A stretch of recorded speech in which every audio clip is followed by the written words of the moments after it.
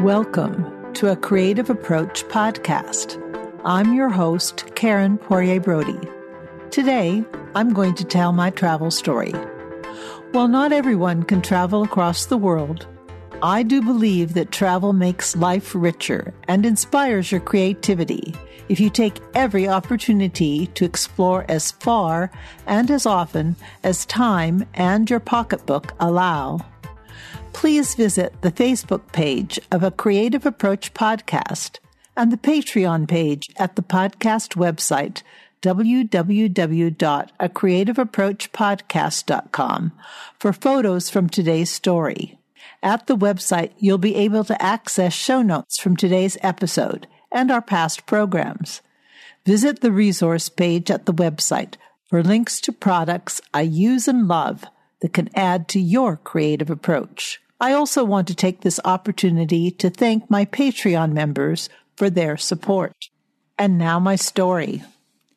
This recent long trip started in San Francisco with a talk by Neil deGrasse Tyson at Davies Symphony Hall. Davies Hall is elegant. It has a beautiful curved white facade with an abundance of glass. Inside is a myriad of curved surfaces and spaces that likely improve the sound quality, but enhance the visual impact too. It's a spot well worth visiting for a concert or lecture. Neil deGrasse Tyson is the host of Star Talk Radio. He is an astrophysicist who directs the world-renowned Hayden Planetarium in New York City. Cal and I enjoyed his discussion of his latest book, Astrophysics for People in a Hurry.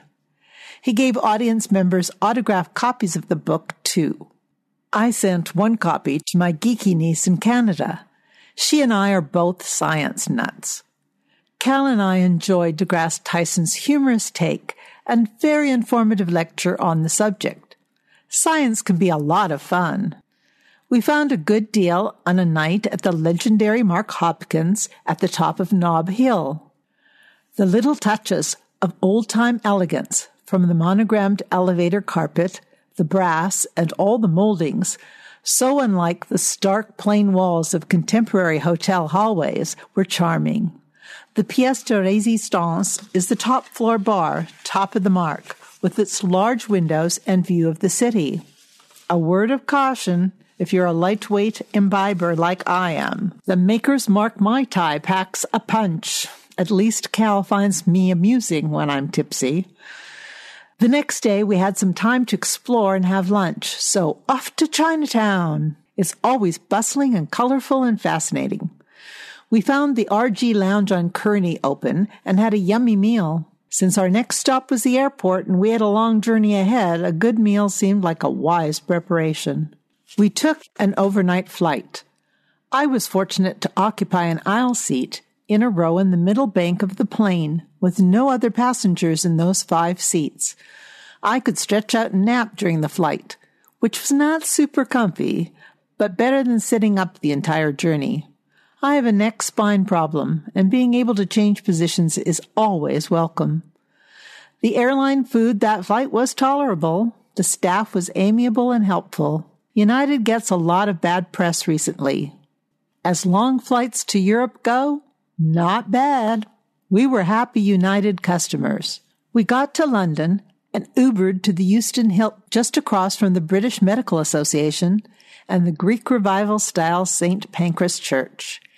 The excursion began with London in mind because of the celebration of the centenary of the Medical Women's Federation of England. As a member of the Medical Women International Association, I wanted to celebrate with my physician sisterhood, as did many other female physicians from around the globe. The British Medical Association building was the main venue for the meeting. Thanks, Jeff Doris of Vacations to Go, for getting a good rate at the perfect location. I mean that sincerely. Across the street? Wow. The first event of the conference I attended was a reception at an office building that incorporates the former Elizabeth Garrett Anderson Hospital. A gallery devoted to this pioneer female physician is located in the building. We learned of Dr. Garrett Anderson's story in a historical lecture. A highlight of the evening was an a cappella group from the Royal Society of Obstetricians and Gynecologists. They have a delightful name, the Ultrasounds. A couple of other historic sites functioned as meeting venues, the Royal College of Medicine and the Royal College of Surgeons. I loved all the history and experienced goosebumps stepping where some greats in medicine have walked. I've posted some photos on my blog at www.karenscorneroftheweb.blogspot.com, and you can find more pictures of these buildings and of my travels, a Creative Approach Podcast Facebook group site, and the Patreon tab on the website at acreativeapproachpodcast.com. The Hunterian Museum at the Royal College of Surgeons features collections of anatomical and pathological specimens of humans and animals, as well as models, instruments, and art of surgery from the 1800s to the present. Perhaps the museum is a little gruesome for non-scientists, but informative for everyone. I learned that the Romans used most types of basic surgical instruments. Artifacts from Herculaneum are at the museum. The only surgical tool missing is scissors, which seems to have originated in the Middle Ages. I highly recommend a visit to the Hunterian. Most tourists to London cannot miss the idea and symbolism of royalty, but few get to be near. Now, I was born in Canada, which does not have a huge population, so it's not that uncommon to have seen royalty, even the Queen, however, never in quite such limited company. Princess Anne was a speaker at an evening of lectures where she discussed her work with Save the Children. Cal and I attended that reception at the Royal College of Medicine. All the speakers were clear that the provision of health care to women improves not only their well-being, but that of their children and of their families. I was really interested in the topics discussed at the meeting. I know not all of you will find the list as fascinating as I do, but I did enjoy the lectures on the history of women in medicine, the adolescent brain, effective public speaking, women's health, genetics in medicine, leadership, gender issues, and the environment and health, a particular interest of mine. One evening, Baronness Finlay of Llandaff, a physician and peer in government, invited the female guests at the conference to join her at a banquet at the House of Lords for a celebration of the Medical Women's Federation Centennial. She's a warm, humorous, and intelligent professional who charmed the gathering with stories about the pleasures and hazards of being a physician and therefore a mandatory first responder in that august body, the House of Lords. The Parliament buildings are ancient, but the dining room was lovely, with fabric-covered ceiling and walls and large sliding glass doors that opened to a narrow patio along the Thames, where we went out to take pictures. Princess Sophie, the Duchess of Gloucester, attended the dinner, as she is patroness of the Medical Women's Federation. She graciously spoke to each attendee. The London Eye is opposite the House of Lords. While it appears as a delicate white circle against the clouds and sky by daylight, at night it appears a glowing rim of red next to structures lit with blue, dots of red light on spears of antenna nearby, and the white glow of office windows complete a rather resplendent picture. The Medical Women's Federation of England organization began with a small coterie of female doctors who convened at a tavern in Greenwich. With that in mind, the Medical Women's Federation arranged a private boat tour for the centenary attendees to travel from London to Greenwich on the Thames. The river cruise started at Festival Pier, where we boarded the ship, the King Edward. We were fortunate to experience a bright sunny day to enjoy our tour. Waterways were the rapid and easy transport of history, and so much of note is on the banks of old cities. Of course, there are gruesome tales along with the heroic. Be prepared for those in your European travels. I know we think horrible things happened in our times, but history is full of some ugly sagas. Now, the heroic chronicles are much more to my liking, and it was a delight to stop at the historic Trafalgar Tavern. Nelson stands, a handsome, heroic statue, atop a stone wall and looks out to the river. This tavern edifice was the location of the women's meeting that began the Medical Women's Federation. Our group was overly large to be able to dine at the Trafalgar. Fortunately, a larger public house in the area, the Old Brewery, accommodated our crew with wonderful fare. Several of us did get our photo taken at the spot of the original site and checked inside because we loved the historical connection. Taverns were popular places used for business as well as for eating and drinking in the 18th and 19th century, and I would suppose that was true in the early 20th century as well. I'd care to think those founding mothers of our British medical sisterhood who had that business session would be pleased their organization has flourished. On our walk to the Trafalgar Tavern, I saw the location of the Meridian on the hill. However, Cal and I were unable to work a stop to the exact site into our full agenda. I do want to visit there, the Greenwich Meridian, in the future. Now, I have been to a significant meridian location in the past. In Ghana, I visited the spot where the equator meets the Greenwich Meridian. It's a spot the Ghanaians refer to as the center of the earth.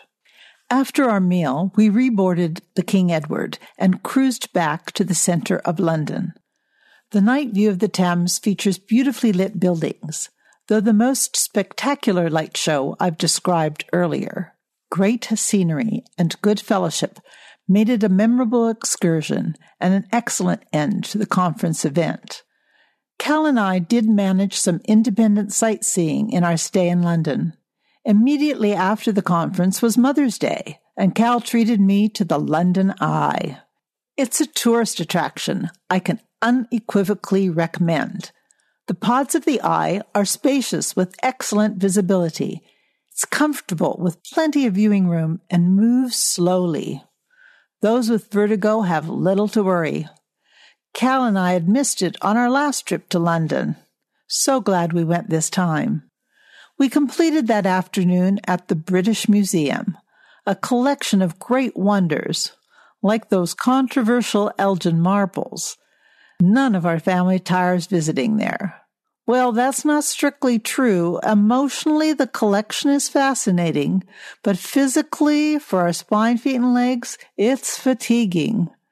So I guess we really do tire of it a little. We took rest periods, though, and wished we'd had a longer stay in London because there were many things simply at that one museum we would have wished to view, including a special exhibit. London and my two favorite cities, Paris and New York, are full of amazing historical, educational, and beautiful sights. Though I'm sure if I lived in any metropolis, I'd never feel I'd be capable to see everything. The following morning was a transition point. We left Bloomsbury for Westminster Bridge Road on the South Bank for the Park Plaza Hotel. Cal had a minor health emergency, and we became acquainted with the National Health Service. Kind, efficient, friendly, helpful people got the situation in hand. The clinic and the pharmacy were under the railroad bridges of Waterloo Station by the hotel on Lower Marsh Road. We discovered some delightful shops and restaurants. The wool shop, where I bought some yarn and needles for a hand project to work on during our bus trip ahead, was fascinating. I was charmed by the selection of lovely fibers, though I ended up choosing a plain gray yarn for a ribbed scarf. Cal was captivated by the amply stocked array of alcohol behind the counter and was curious about a bar and a yarn shop. The proprietress informed him that of course there was a wide selection of beverages because many ladies came to the boutique for knitting groups. I think that's a tradition we need to embrace in America. Knitting stores might benefit from a somewhat less sober atmosphere. Cal and I decided to dine at La Barca that evening. It's an Italian restaurant there on the Lower Marsh Road, and it was our favorite restaurant of our entire vacation.